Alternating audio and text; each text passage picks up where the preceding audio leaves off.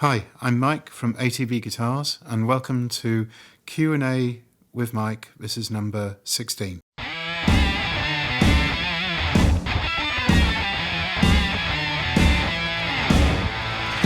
Okay, so under the radar vintage guitar bargain. Gosh, that's a tricky one. That is. I personally think that Music Masters, Duosonics could fall into that category. Could do, especially Duosonics. They're quite a bit more versatile than the Music Masters, and they go for very cheap prices at the moment if you can find a good original one. And prices seem to be creeping up gradually. What else would there be? We're getting decent interest in Epiphones recently. Interest in those has shot up, and you still get some good Epiphone bargains. And we're seeing some strong interest in Gretsch as well, which are relatively cheap right now. We sold a few recently. Obviously, the Gretsch hollow-bodied, not so much for solid body, but these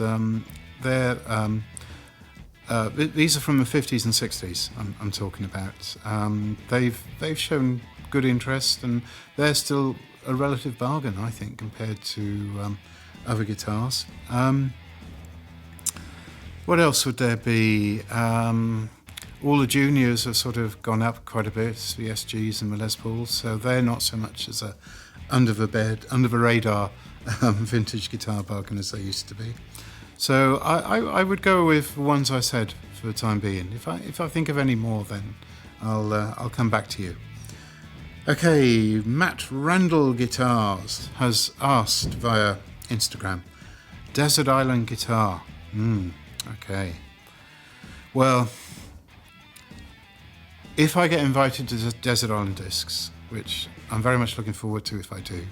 For those who don't know Desert Island Discs, it's a radio show on Radio 4, BBC Radio 4, and it's really good. You get guests appearing on it who pick their favourite songs, which they take to a desert island. They talk about various aspects of their life, and that they get to choose items at the end that they could take to their desert island, just one item.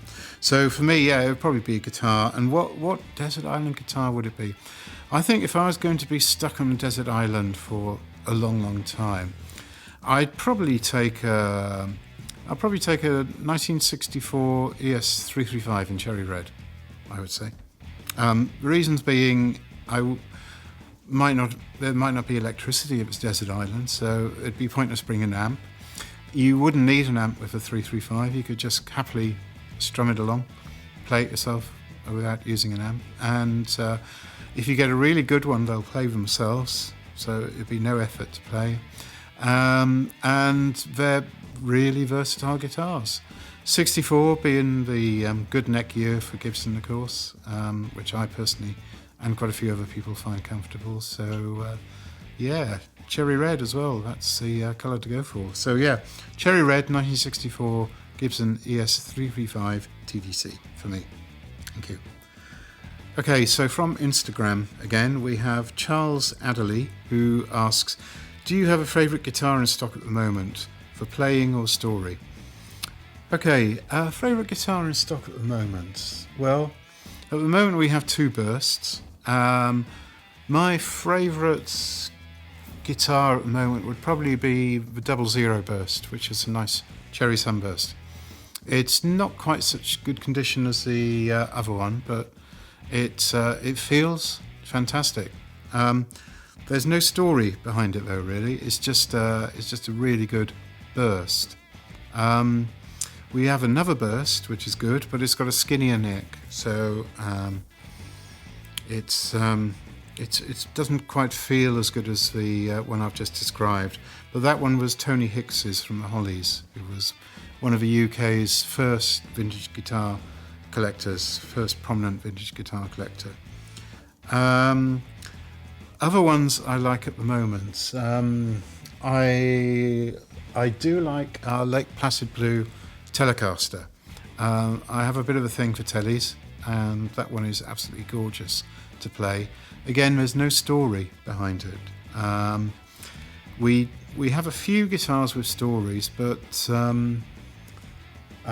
they're not sort of fantastic stories, I guess. The guitar with the and often the guitars with stories don't play that brilliantly. For example, the Dirty Burst, or what Joe Bonamassa calls the Royal Albert now, that had a fascinating story behind it. It's probably one of the best we've come across ever, but it didn't play at all. However, Joe's sort of made it. So I guess, yeah, to answer the question, those two would be the favourite guitars in stock at the moment. I hope I was allowed to.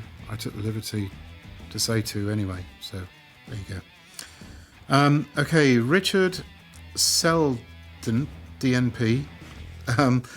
Sorry about this. It's sometimes very difficult to pronounce these names. On Instagram again, he asks, how do you turn up old bursts? Well, it's not every week that a school teacher from a local village outside Cheltenham walks in with one, but she didn't know she had. That is one way of doing it, but that requires extreme amount of luck, which I don't suppose we're ever going to have again, and I don't suppose many people will have ever.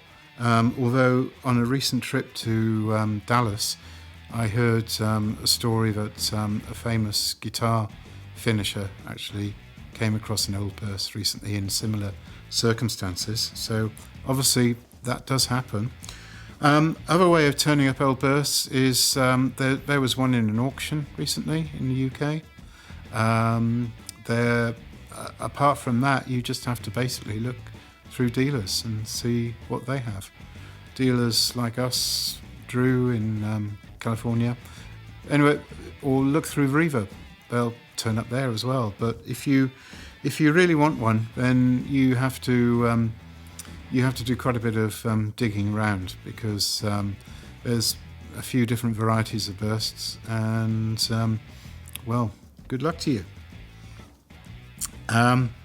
Okay, another two questions actually from the same person, Richard. So I'll just quickly deal with these. They look to be very quick questions. Richard asks, Jazzmaster or Telecaster? For me, Telecaster. I used to play a Telecaster so much back in the day when I was playing a lot, and I loved it. I had a 66 maple cap, which I wanted to make it look like a black card, so I put a black card on it. I'm ashamed to admit this, but I rubbed off a decal and put a spaghetti logo on because I really wanted it to look like Bruce Springsteen's black card. But I just was in love with that Telecaster. So for me, it would always be a Telecaster. However, I do appreciate there's a lot of younger players who are getting into their offsets, particularly with Jazzmaster. So it may be an age thing, I don't know. But for me, a Telecaster. Richard also asks in another question, 335 or Les Paul? Ooh, that one's so tricky. Can I have both?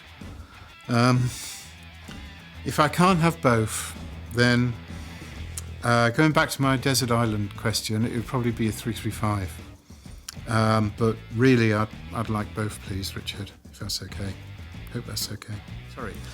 Question here from the Desperados UK, who said, ever played a 76 Firebird? Any good? Yes, I have. Yeah, they are good, actually. As long as they're set up well. These guitars play well. With the original frets, they play really well. They've got good wide frets on them.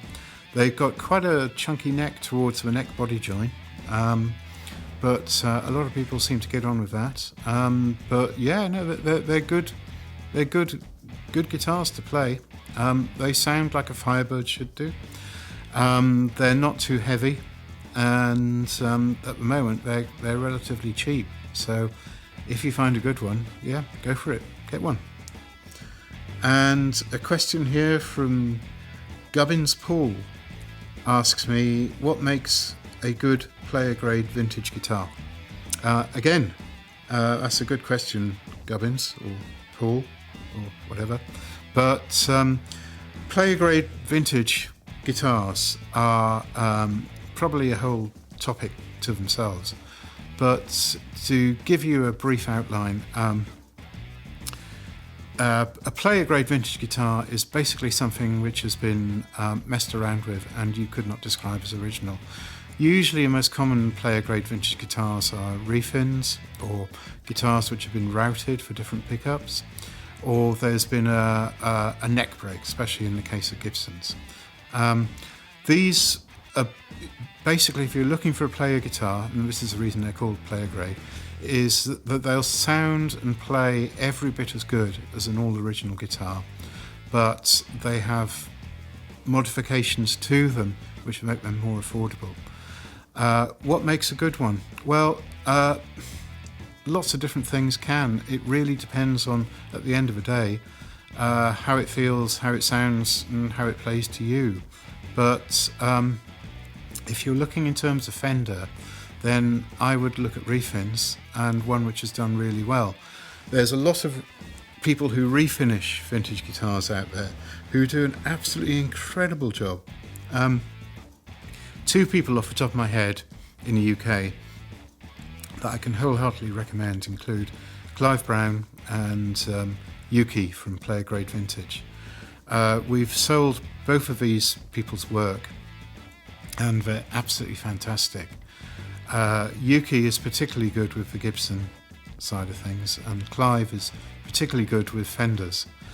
Both of these people are totally expert artisans, and they spend a lot of time and dedication getting them finished just right. Clive's Fender finishes are amazing.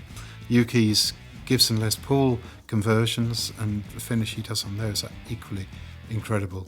So I would look out, if you could find one of those, player grade example from one of those two people, then you know you'll be onto a good thing. There's a lot of player grade instruments out there which have been badly refinished, so there's room for improvement. That's never a good thing if you buy a player grade. You can buy it fairly cheaply and you can improve it yourself. If it's got a bad refinish, you can get it refinished yourself. If it's missing authentic vintage parts, you can always locate those and restore some originality back to it. It will never be the same value as an all-original vintage guitar, but you can make it a lot more authentic and it will increase the value somewhat. But I think the beauty of buying a player grade vintage is that you get something which is a real bargain, which sounds and plays as good as anything which would of the same guitar which would cost 4 times as much. And if you want to, you can restore it exactly how you want to make it closer to the original. And I think at the moment they're quite a bargain buy. We've seen some guitars which look incredible and half price of original vintage. I mean, I'm talking about things like Mary Kay's we've had recently, which are a third of the price of what an original would go for, and some burst conversions which are incredibly good value. So if you are looking for a player vintage guitar, then there's good ones out there, or you can buy a bad one and turn it into a good one. You have that flexibility, so they're good things to do. Good guitars, so they're good guitars to get into, in my opinion.